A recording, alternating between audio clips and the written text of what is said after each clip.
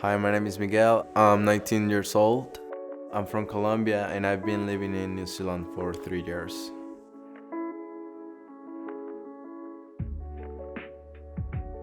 Growing up in Colombia it's the place I love, but at the same time, I find it really dangerous, and after like 8 o'clock in the night, you couldn't go out because of all the things that could happen.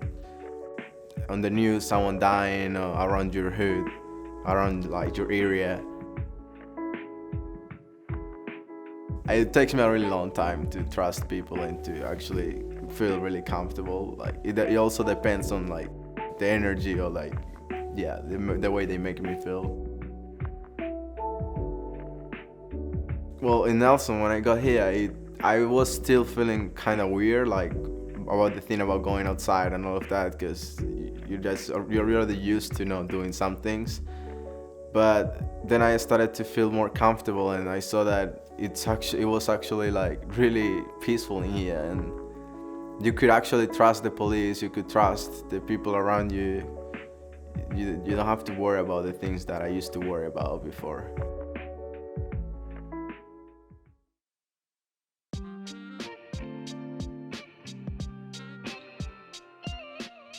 Kia ora, my name is Tom Ingham. I'm 28 years old and have lived in Nelson my whole life, only leaving to study teaching down at Aotearoa University for 4 years. I am now working at Nelson Intermediate as a teacher and have worked there for 6 years now. I'm also a pretty keen basketball player and have been in the Nelson Giants since 2011, and I'm excited to play with them again this year.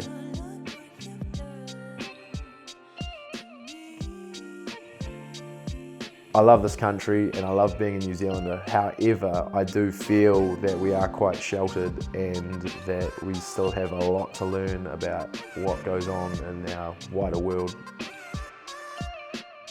A lot of our experiences that we go through are completely different to what people like Miguel and other countries have gone through. So I'm really excited to hear what he has to say.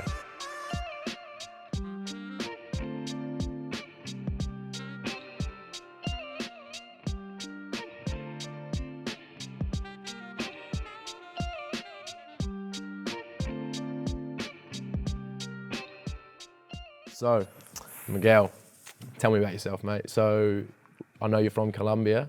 Whereabouts in Colombia? Talk to me. I'm from Colombia, Cali. Right. Yeah. It's like the city.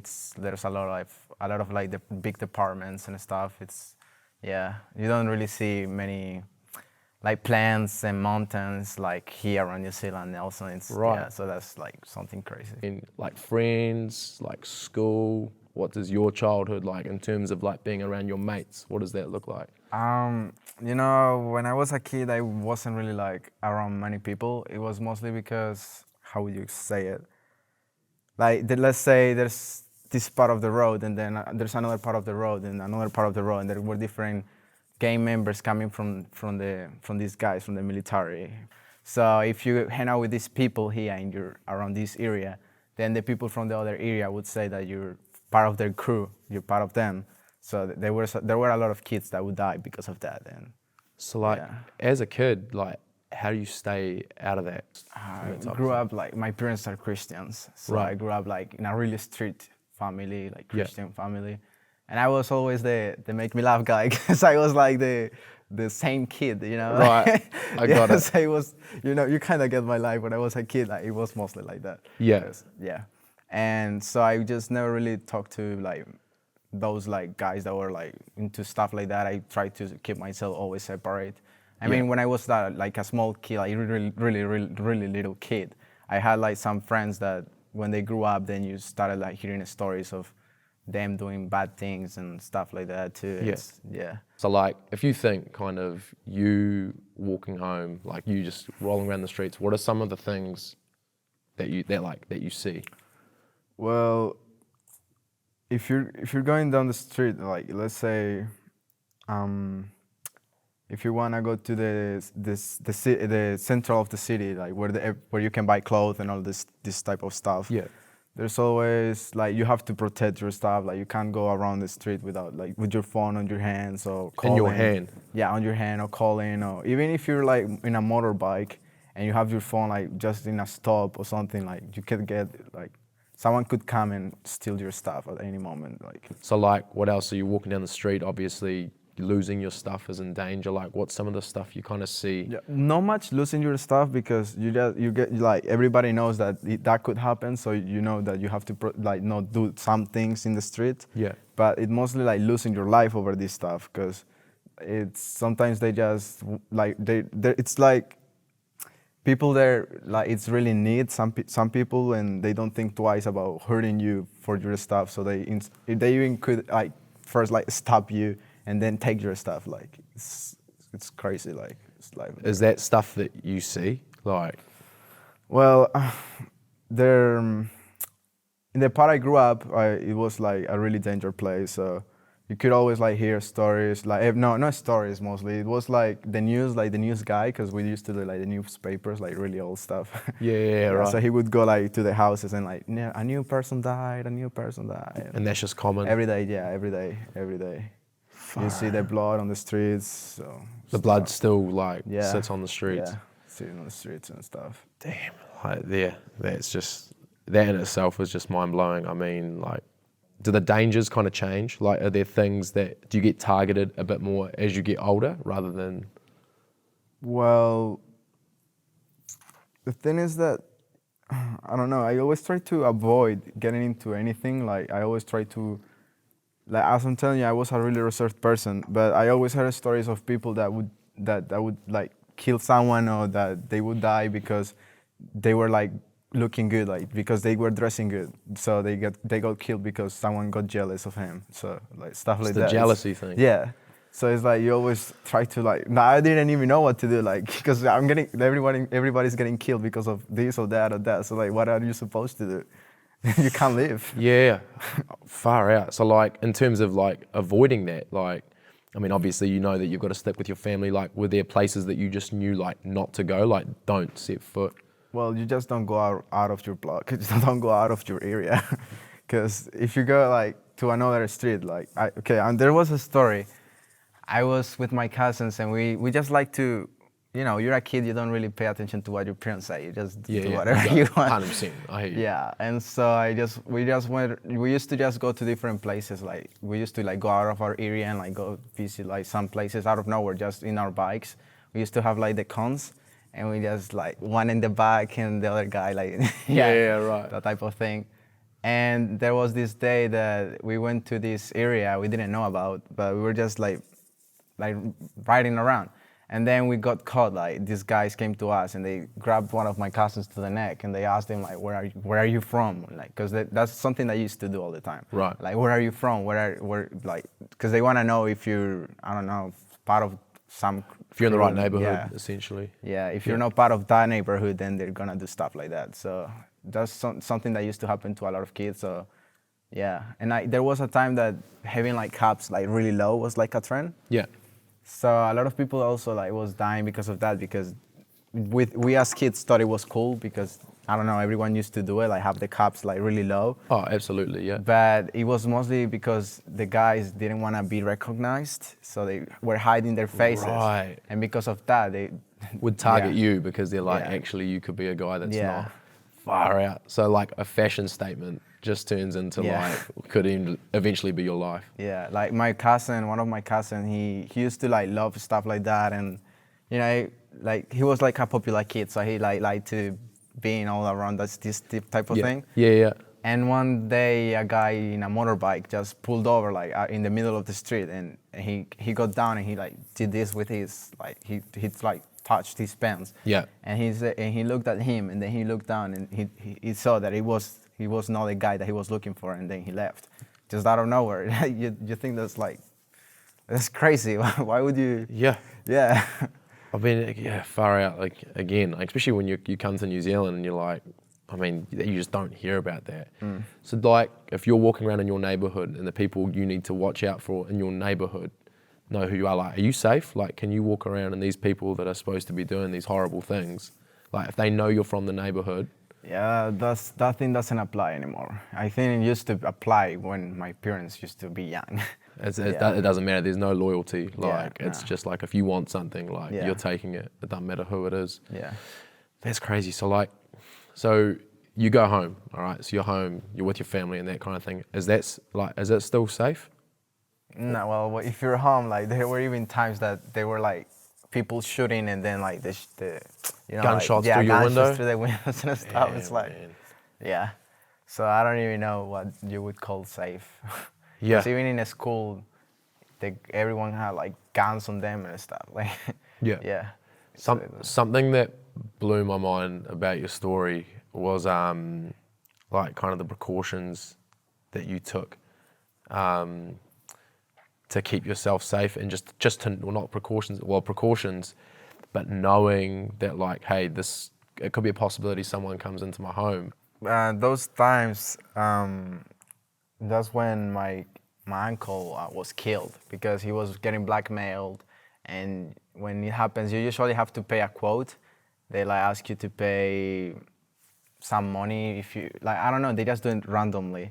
If they see that you like, if you have money or if you're investing on houses or something, they just do it to you.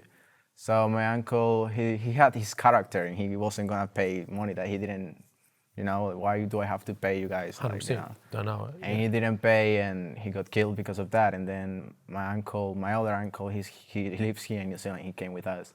He also almost died because of it, like, yeah. And then it was like I couldn't get out of the house because they were around the area and stuff, like trying to get us all, I guess.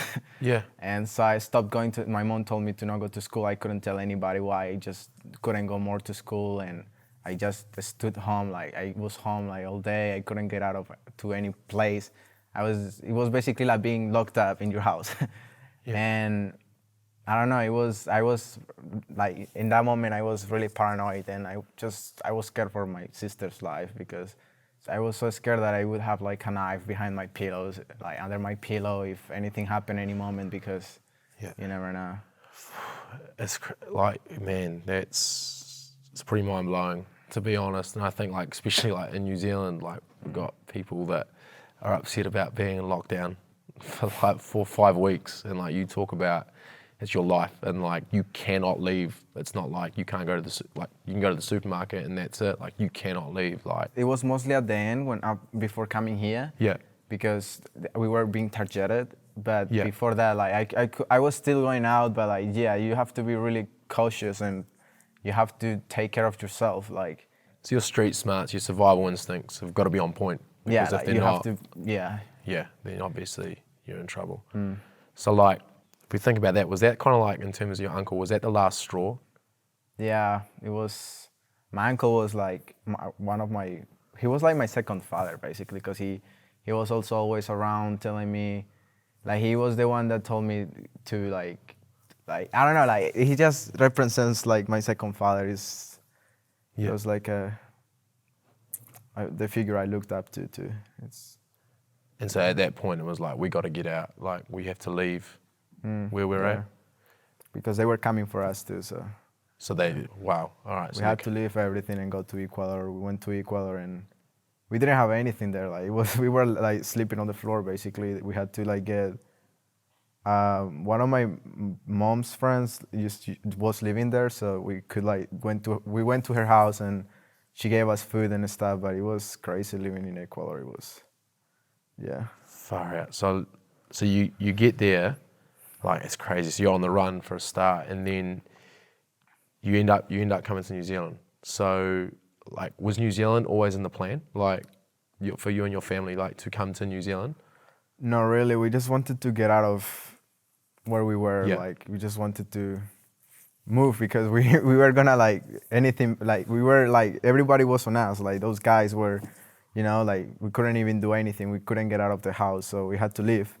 And we came to Ecuador, and then we heard about the program and all of that. And then hearing about New Zealand was like, you know, like we were so happy. Like Yeah. it was, yeah. So like, I mean, like in terms of like Nelson, like there was, again, were you anywhere else before Nelson, or was it just like you ended up in Nelson, or? No, when you're in the refugee program, you first go to Auckland. Yep. And in Auckland, there's a place in Mangere. Yep, got you. Yeah, Yep. in Mangere, there's this like building for like refugees, and it's really pretty. When we saw it, I was like, whoa, what is this? Like, it's really pretty, Mangere. In that place, it was like. Oh, like yeah. you, like beautiful, like you like? Yeah, it was really beautiful, and Yeah. the treatment, they make you feel comfortable and in peace, you know, like you can That's finally awesome. rest. And That makes me as a New Zealander pretty happy to know that like if someone like yourself and your family comes in through a lot of hardship, that, you know, we've got your back and like we can look after you. I think that's pretty epic. So you end up in Nelson. So like, what are your first thoughts? You get to Nelson. well, it was a challenge to understand, like, because I didn't know any English. Like, it was Right. like, we do get classes, like we get English in Colombia, Yeah. but it's like a subject that you didn't really pay attention to. It's just like, you know, it's just a normal subject, like you don't really pay attention to it or anything. Yeah. And so it was like a big like thing, you know. I couldn't understand anything. I didn't know how to say anything, and yeah, it was hard, kind of like in the social part, because I couldn't really like say anything. I couldn't express myself. Right. Yeah. 100%. So you arrived to Nelson when? How old were you? 3 years ago, I believe, 1916. So you couldn't speak English 3 years ago? No, I couldn't at all. Damn, man, that's pretty impressive in itself. Like, that's pretty unreal. So 16, so you're halfway through college, essentially. So kind of at what point did you feel like, was there a point at college where you felt comfortable and you were like, in like, okay, I can express myself, like you said, I can actually socially interact. Was there a point, or are you still kind of feel like you're working through that process? I believe there's always more to improve. I don't know. Love Like, it. sometimes I feel like I need still more. Yeah, like I can't express myself enough. Yeah. But it's not because of the English. It's just in general. I'm a really like locked person. I don't really say much about myself. Yeah. Yeah. Oh, 100%. I understand. I mean, your story tells that in a nutshell, man. Like, it's within reason.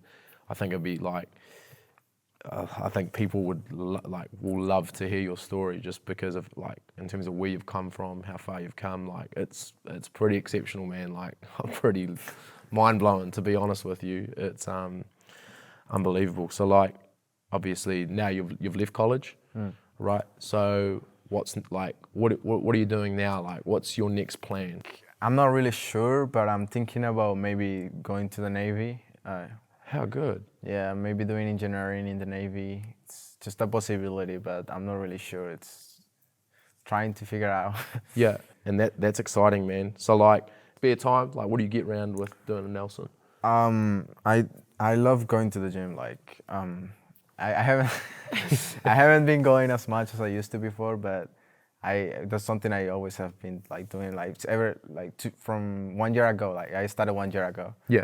It makes me feel good. Going to the gym is just a way of dealing with things. Do you still like obviously, like, I mean, I can't even come to think to imagine the trauma and whatnot in terms of your childhood in Colombia and Cali, but like, is that stuff that you still feel like that you have to deal with, if you don't mind me asking? No, I mean, when I first got here in New Zealand, I was still like, I had kind of had that mentality of like being careful with things, and maybe that's why I wasn't like also like too social with people. Yeah. Because it's something that just gets stuck in your head. You can't just, okay, I'm in a different place, so I'm just gonna change, and because here is safe here, you just can't get it out of your head. Like, it's just there. Like, I believe that's what I blame, like, of why I am how I am, or why I'm so closed and I can't really like express myself much about things. I think, I mean, it'll take time, mate. Like, you're still so young. Like, It's just part of life. Oh man, At the I hear moment, you, yeah. 100%. I'm just in absolute awe, man. In terms of your story, in terms of how far you've come. Like, for me, it's opened up my eyes in particular, because like, especially as a teacher as well, because I mean, we have a lot of Colombian kids rolling through school as well, who probably have stories that are similar to yours, and I see them and like you, smiling, happy, like, and like, you just don't see that other side. So to hear what you're talking about, and kind of like to hear about the things that you've come through and how strong you've come up the other side. Like I read saying you topped your English class. Is that right? Tell me about that. You got to, come on, humble brag. You got to talk to me. I don't know. I loved English. Like Yeah. it was because it was like a big challenge, and I used to I love doing like having to like confront challenges. It's in English to me was like a big barrier, and I don't like having barriers. Yeah, So for sure. I just love the subject. It's what I love to do, and yeah, I became top of the class. And I just think that's epic how you've just like, it's a barrier, so like it's like, right, bang, I gotta go smash that straight away. I think that's epic, like, and that's something that like I think again would teach, like, I'd love to get you into school to talk, like, no joke, like I would genuinely love to get you into school to come and talk to my kids, because I think to hear what you have to say, like, I think they'd just look at you and just be like, wow, like, pretty inspirational, man. Like, it's pretty epic. oh, thank you. No, like seriously, I know you're probably just like, all right, mate, but it's it is seriously, man. So Miguel, it's been seriously, dude. It's been, I'd shake your hand if I could. There you go, mate. But seriously, dude, it's been so epic talking to you, and I'm sure this won't be the last time that we talk, because we'll 100% get you along to a game, and we'll get you along the sidelines so you can get the full atmosphere, and we'll sort you out.